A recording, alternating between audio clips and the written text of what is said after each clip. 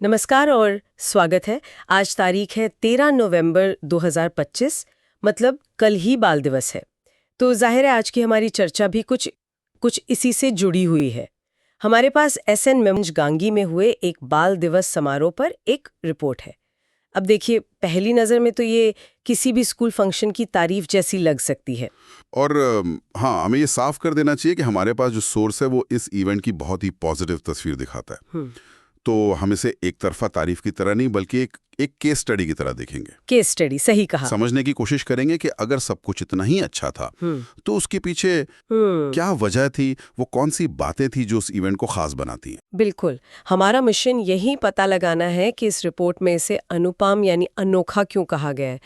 हम सिर्फ ये नहीं देखेंगे कि क्या हुआ, बल्कि ये भी समझेंगे कि क्यों ये काम कर गया।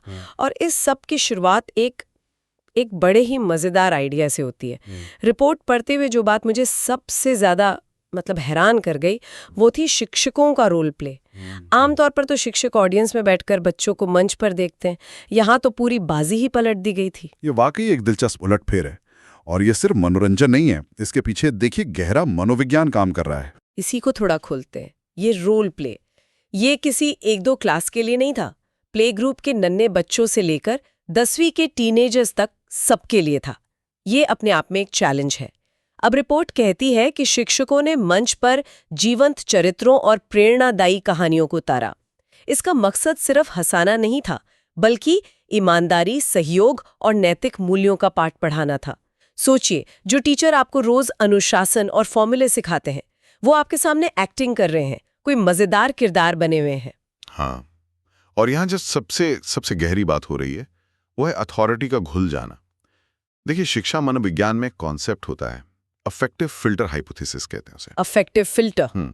आसान भाषा में समझें तो इसका मतलब यह है कि जब कोई छात्र मान लीजिए डरा हुआ है, अच्छा, या नर्वस है, असहज महसूस कर रहा है, तो उसके दिमाग के चारों ओर एक तरह की इमोशनल दीवार खड़ी हो जाती है।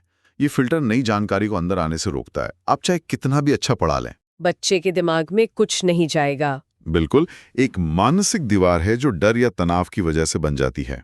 अब सोचिए, जब वही शिक्षक जो आमतौर पर एक अथॉरिटी फिगर होते हैं, मंच पर बच्चे बनकर या कोई मजेदार किरदार बनकर गलतियां करने का, मजाक का पात्र बनकर जोखिम उठाते हैं, तो वो क्या कर रहे हैं? वो उस अफेक्टिव फिल्टर को नीचे ला रहे हैं। वो बच्चों को एक साइकोलॉजिकल सिग्नल दे रहे हैं कि ये एक सेफ जगह है, यहाँ तुम सवाल पूछ सकते हो, गलतियां कर सकते हो और तुम्हें जज नहीं किया जाएगा। ये तो मैंने सोचा ही नहीं था। ये सिर्फ हंसी मजाक नहीं है, ये सीखने के लिए एक सुरक्षित माहौल बनाने की एक स्ट्रैटेजी है। रिपोर्ट की ये लाइन अब और ज्यादा मतलब की लग रही है। शिक्षक एक पल के लिए विद्यार्थी बन गए और बच्चों के बीच पहुंचकर उन्हें हंसाया, गुदगुदाया और सोचने पर मजबूर किया। और यहाँ एक और चीज हो रही है, वल्नरेबिलिटी, मतलब अपनी कमजोरी दिखाने का साहस। हाँ, जब शिक्षक अपनी परफेक्ट इमेज से बाहर निकलकर कुछ ऐसा करते हैं जिसमें वो माहिर नहीं है, जैसे एक्टिंग, तो वो बच्चों को सिखाते हैं कि कोशिश करना ज्यादा जरूरी है, परफेक्ट होना नहीं। ये बच्चों को अकादमिक जोखिम लेने के लिए प्रोत्साहित करता है। अच्छा, वो मैथ्स के मुश्किल सवाल या साइंस के एक्सपेरिमेंट को ट्राई करने से नहीं डरेंगे, क्योंकि उन्होंने अपने टीचर्स को ट्राई करते देखा है। ये सुनकर तो मुझे अपने स्कूल का एनुअल फंक्शन याद आ गया। हमारे प्रिंसिपल सिर्फ 5 मिनट की एक गंभीर सी स्पीच देकर चले जाते थे। ये सोचना ही अजीब है कि अगर वो किसी नाटक में हिस्सा लेते तो हमारा उनके प्रति नजरिया कितना बदल जाता। शायद हम उनसे सवाल पूछने में कम डरते। यही तो बात है। इस तरह के कदम टीचर और स्टूडेंट के रिश्ते को पूरी तरह बदल देते हैं। वो हम बनाम तुम वाली भावना खत्म होकर एक हम सब वाली, एक टीम की भावना बन जाती है। तो शिक्षकों का ये एफर्ट तो कमाल का था, पर इस तरह का इनोवेशन करने के लिए लीडरशिप का सपोर्ट बहुत जरूरी होता है। ऐसा नहीं हो सकता कि टीचर कुछ करना चाहे और मैनेजमेंट उसे मंजूरी ही न दे। और यहीं पर स्कूल की डायरेक्टर डॉक्टर स्मिता सिंह, उनकी भूमिका दिलचस्प हो जाती है। रिपोर्ट से ये साफ है कि वो सिर्फ दूर से देखकर ताली नहीं बजा रही थी। अक्सर ऐसे इवेंट्स में जो हेड ऑफ इंस्टीट्यूशन होते हैं, उनका रोल औपचारिक ही होता है, लेकिन इस रिपोर्ट में जो डिटेल्स हैं वो कुछ और ही कहानी कहती हैं। बिल्कुल, रिपोर्ट में एक बहुत छोटी लेकिन असरदार डिटेल है कि उन्होंने हर एक बच्चे को खुद अपने हाथों से उपहार और मिठाइयां दी। अब ये सुनने में एक सामान्य बात लग सकती है, लेकिन जब आपके स्कूल में प्ले ग्रुप से लेकर 10वीं तक सैकड़ों बच्चे हों तो ये एक बहुत बड़ा एफर्ट है, एक बहुत पर्सनल टच है। ये पर्सनल टच सिर्फ एक अच्छा जेस्चर नहीं है, ये एक लीडरशिप स्टाइल है। इसे इमोशनल लेबर कहते हैं। Emotional labour? हाँ, यानी अपनी भावनाओं को मैनेज करके दूसरों के लिए एक पॉजिटिव माहौल बनाना। करेक्ट। ये बहुत थका देने वाला काम हो सकता है, लेकिन इसका असर बहुत गहरा होता है। जब लीडर खुद जमीन पर उतरकर हर एक बच्चे से जुड़ता है तो वो एक मैसेज दे रहा होता है, तुम मेरे लिए सिर्फ एक नंबर नहीं हो, तुम महत्वपूर्ण हो। और इसका असर सिर्फ बच्चों पर नहीं होता होगा। रिपोर्ट कहती है कि उनके चेहरे पर जो सहज मातृत्व और मुस्कान थी, उसे देखकर पेरेंट्स और टीचर भाव विभोर हो गए। मतलब उनका ये बर्ताव पूरे इकोसिस्टम पर असर डाल रहा था। हाँ, लेकिन यहाँ एक जरूरी सवाल भी उठता है, क्या ये संस्कृति सिर्फ लीडर के व्यक्तित्व पर टिकी है? मतलब अगर डॉक्टर सिंह कल स्कूल में ना हो तो क्या ये कल्चर बना रहेगा? एक अच्छा सिस्टम वो होता है जो किसी एक व्यक्ति पर निर्भर ना हो। तो चुनौती ये है कि इस तरह के पर्सनल टच को संस्था के सिस्टम का हिस्सा कैसे बनाया जाए। ये एक बहुत वैलिड पॉइंट है। क्या इस तरह का मॉडल बड़े पैमाने पर, जैसे किसी सरकारी स्कूल में जहां एक क्लास में 70-80 बच्चे होते हैं, हाँ, और डायरेक्टर के पास हजारों बच्चे होते हैं, लागू किया जा सकता है? शायद हूबहू नहीं। शायद नहीं, लेकिन इसके पीछे का जो सिद्धांत है वो तो लागू किया ही जा सकता है। अच्छा। सिद्धांत है हर बच्चे को महसूस कराना कि वो खास है। हो सकता है बड़े स्कूल का डायरेक्टर हर बच्चे को टॉफी ना दे पाए, लेकिन वो ऐसा सिस्टम बना सकता है जहां हर क्लास टीचर महीने में एक बार हर बच्चे से 5 मिनट अकेले में बात करे। सही बात है। तरीका बदल सकता है, लेकिन भावना वही रहेगी।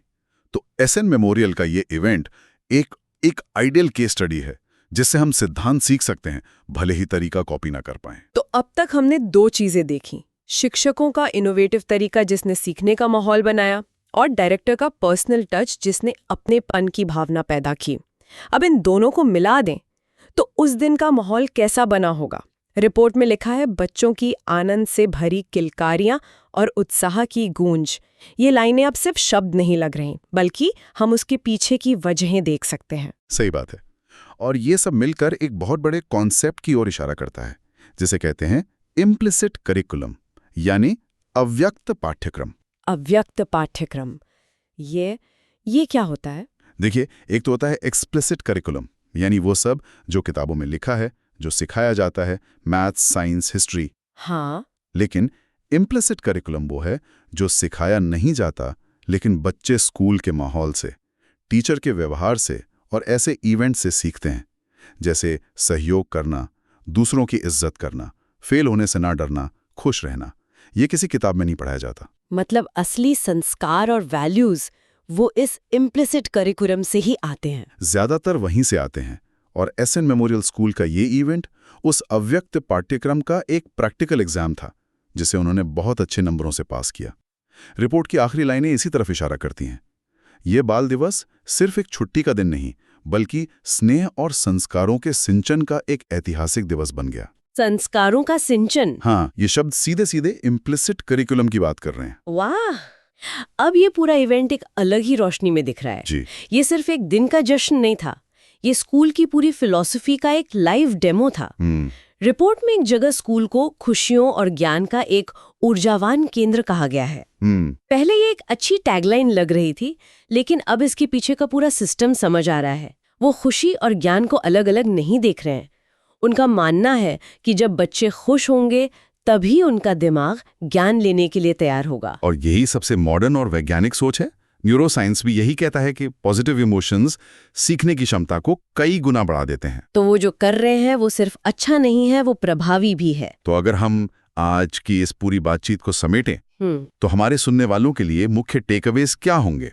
मुझे लगता है पहला और सबसे बड़ा टेकअवे है इम्प्लिसिट करिकुलम की ताकत को समझना। स्कूल और पेरेंट्स को सिर्फ इस पर ध्यान नहीं देना चाहिए कि बच्चे क्या पढ़ रहे हैं, बल्कि इस पर भी कि वो किस माहौल में सीख रहे हैं। असली चरित्र निर्माण वहीं होता है। और दूसरा टेकअवे शायद लीडरशिप से जुड़ा है। एक लीडर का काम सिर्फ ऑफिस में बैठकर नीतियां बनाना नहीं है, जमीन पर उतरकर भावनात्मक रूप से जुड़ना, यानी इमोशनल लेबर एक संस्था की आत्मा का निर्माण करता है। हालांकि हमें ये भी ध्यान रखना होगा कि ये कल्चर किसी एक व्यक्ति पर निर्भर ना रह जाए। और तीसरा, जो शिक्षकों के रोल प्ले से हमने सीखा। सीखने की प्रक्रिया को प्रभावी बनाने के लिए हमें बच्चों के अफेक्टिव फिल्टर को नीचे लाना होगा, यानी डर और संकोच को हटाकर एक मनोवैज्ञानिक रूप से सुरक्षित माहौल बनाना होगा, जहां बच्चे खुलकर सवाल कर सकें और गलतियां करने से न डरें। ये सिर्फ एक दिन के इवेंट की बात नहीं है, इसे रोजमर्रा की क्लासरूम का हिस्सा बनाना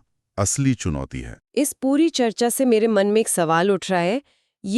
ये सीधे तौर पर सोर्स में नहीं है, लेकिन इसी से जुड़ा हुआ है। हम हमेशा एकेडमिक प्रदर्शन, मार्क्स और ग्रेड्स की बात करते हैं।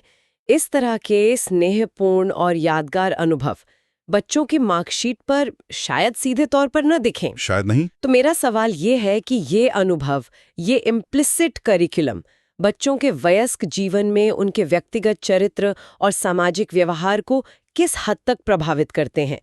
क्या आज की शिक्षा प्रणाली, जो अकादमिक दबाव पर बहुत ज्यादा केंद्रित है, इस तरह की भावनात्मक बुद्धिमत्ता के विकास के लिए पर्याप्त जगह बना रही है? या हम होशियार प्रोफेशनल तो बना रहे हैं, पर शायद बेहतर इंसान बनाने से चूक रहे हैं? ये एक बहुत बड़ा और ज़रूरी सवाल है, और शायद इसका जवाब ही तय करेगा कि हम भविष्य के लिए कैसी पीढ़ी तैयार कर रहे हैं। इस सवाल के साथ ही आज की बातचीत को यहीं रोकते हैं।